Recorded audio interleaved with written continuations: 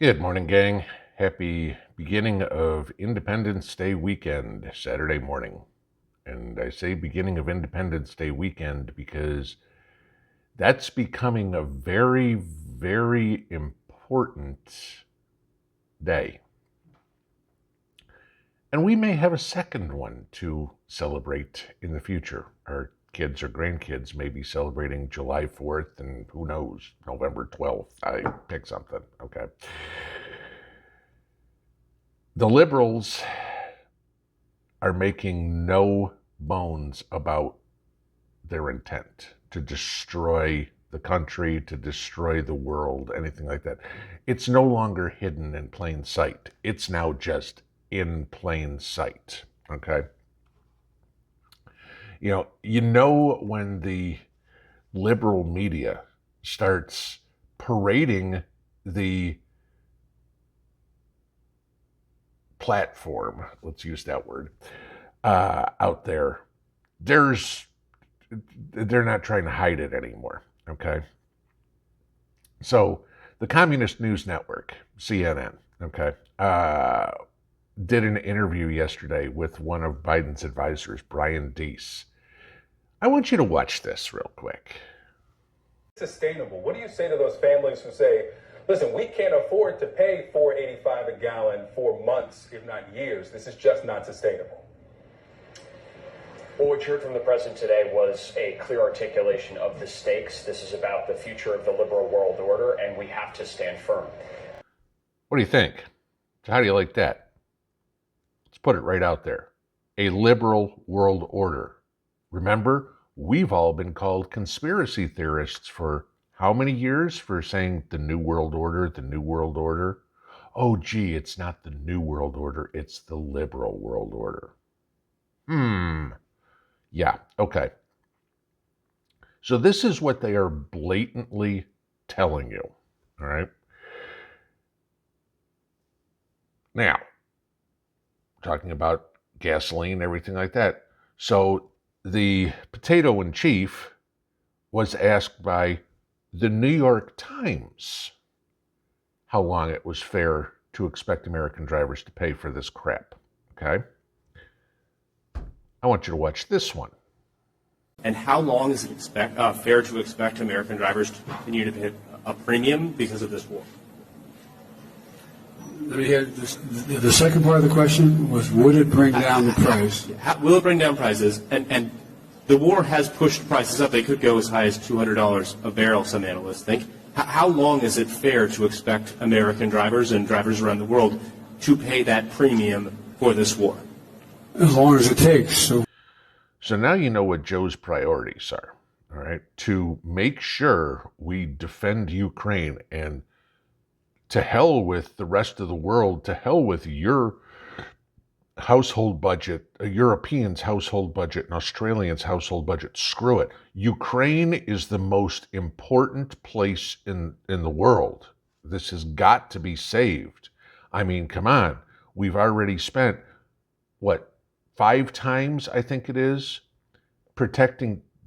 failing to protect the Ukrainian border, but we've spent 5 times more trying to protect the Ukrainian border than the annual budget of Border Patrol here to protect the U.S. border, okay? So this is where Joe's priorities are. Let's spend American tax dollars on a country 8,000 miles away who's demanding $5 billion a month from us, practically, rather than protect the United States. And gee, sorry, Americans, you just have to suffer. Okay? Well, what's going to happen next? Now, we got Ukraine. In case anybody missed this, negotiations with Iran this week went absolutely nowhere. All right? So that's all heating up between Iran and Israel, Iran and the United States, et cetera, et cetera, et cetera. So there's a potential war coming there. Let's not forget about China and Taiwan. Okay? So we potentially have 3 wars ahead of us. Battles. Okay? War being the big thing, this would be the battle.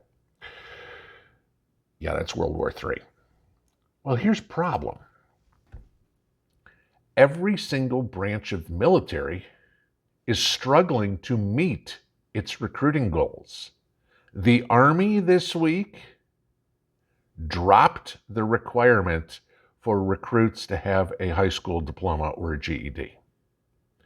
So basically now they'll take anybody, as long as you're not drug addicted or obese, they'll take you. And hell, if you're fat, trust me, they'll fix that fast. I still remember a guy in my basic training platoon, Patterson, putting on his jeans after we finished and literally took the waist out to here. You could have fit another person in there. He lost some serious weight. Okay. But so now, what's that mean? There's a real good chance, guys, that we're going to have to reinstate the draft. Yeah. Okay. So that means your kids and grandkids who are your pride and joy, yeah, they'll be the ones that get to fight Joe's wars. Okay. Joe probably won't even be around for them, but he's going to have set the wheels in motion so far forward that there's no way to get us out of this. I know, we're all praying for November, pray to God that we get competent people put in Congress, because Elizabeth Warren actually thinks that the Democrats are going to gain seats in the Senate. Kid you not, that's how delusional this broad is. Yeah. She thinks they're going to pick up 2 seats and be able to push through the killing the filibuster. Just sidebar. But so this is the problem. So now we're going to feasibly have a draft coming in. Remember, a few months ago, they've now allowed women to be drafted. Just reminding you this. It's not like all this stuff happens over a weekend, guys. This is all put into place years ahead of time. This all started with Obama, okay? Trump was just a 4-year timeout. Well, again, I go into Independence Day weekend. The American public is not exactly happy with Joe. Joe thinks they are. Joe still thinks he's the greatest president ever. The American public happens to think he's made Barack Obama and Jimmy Carter, Woodrow Wilson, look like wonderful people. Great presidents. Face it, Joe, you're a disaster, and that's a compliment. This is how bad it's gotten, guys. More than 1/4 of the United States population is ready to take up arms against the government. And this isn't some far right-wing organization saying this or whatever. This is the University of Chicago. Uber liberal University of Chicago did a survey, okay? Their Institute of Politics did a survey in May.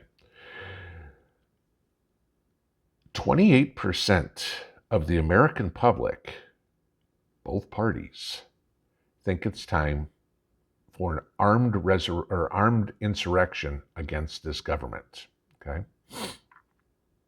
37% of those 28%, 1/3 of those people, are firearm owners, okay? 49%, half the country, says they feel like a stranger in their own country. People don't recognize the United States anymore. We are a third world freaking country, all right? Now, I said this is both parties. And this is where I go, you've heard me talk about balkanization countless times, okay? I'll show you this graph here real quick. So let's take a look at this. Those who are strong Republicans, 45% agree it's time to take up arms. People that lean right, 28%. Independents, more than 1/3, okay? Even those that lean left, 1 in 5. People that are hard left, still 1 in 5. Think it's time. When you have people that are hard left that think it's time to take up arms against our government, mind you, who's in control of it right now, that should tell you everything you need to know about why Joe's approval rating is down around 30%. Okay.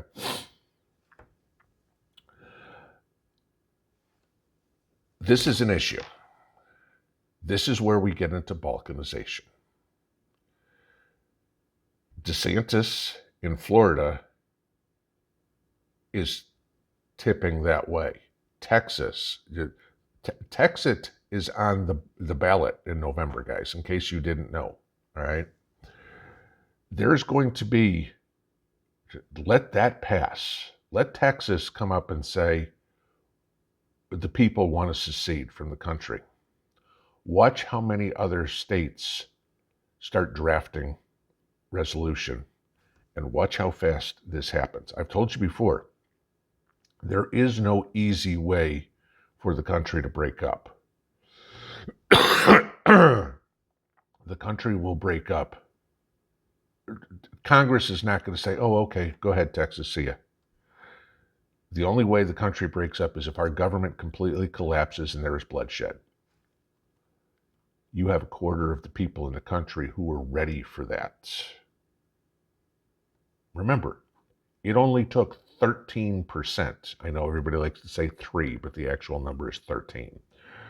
13% of the colonists to take up arms against Great Britain to make July 4th a holiday in the first place. You have twice as many people in the United States right now willing to do it, to take on this tyrannical government. I want you to think about that on Independence Day weekend. As we're sitting here having our hot dogs and hamburgers and barbecues and playing at the lake, throwing a frisbee, the softball game amongst family, whatever it would be. Independence Day may look a whole lot different in a few years. Some of us are probably going to be celebrating greatly for a long time to come. Everybody will be celebrating if there's a breakup. The blue states will go, woohoo, abortion for all, and welfare for all, yay. And a year or two in, when they're broke and everybody's destitute and their cities and states and country is collapsing, kind of like, I don't know, Baltimore, Philadelphia, Detroit, Chicago, New York, Los Angeles, Seattle, pick one. Okay? When their entire country looks like that, they're going to be going, can you help us, please? We need some money. And the red states who are going to be going, well, you know what? We've been busting our ass and working really hard. Here's your answer, blue states. Okay. The American public fought against a tyrannical government in 1775, 1776, and won. The conservative movement fought against the liberal movement nearly 100 years later. The Democrats screamed like crazy because they lost all their slaves when they lost that war. Guess what? The country's flipped. The conservatives are now the ones who are in the South, for the most part. The liberals are the ones who are in the North. The world's a different place. The reason that the North had the opportunities to win the Civil War were because of all the manufacturing they had, the industry. Okay? They were an industrial economy where the South was an agricultural economy. The North could make things. Yeah. Tell me how that's working out now. How much manufacturing is going on? Can you see that now? Those soon-to-be failed states will be completely beholden to China and their manufacturing. Well, we'll be down here doing what good Americans always have. Improvising, adapting, and overcoming. Happy Independence Day, guys. This is where it's headed. Have a good one. Pinball out.